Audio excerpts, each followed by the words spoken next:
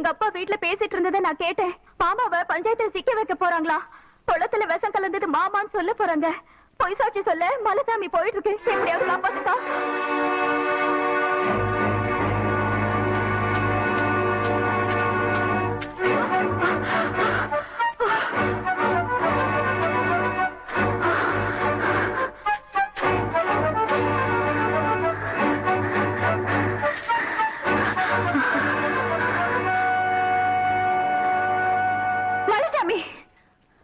வளர்த்த கடை மாறல வேற மாதிரி உன் ஆளாக்கி பார்த்த குடும்பத்தையே பாழாக்க நினைக்கிறியே, இது உனக்கே நல்லா இருக்கா?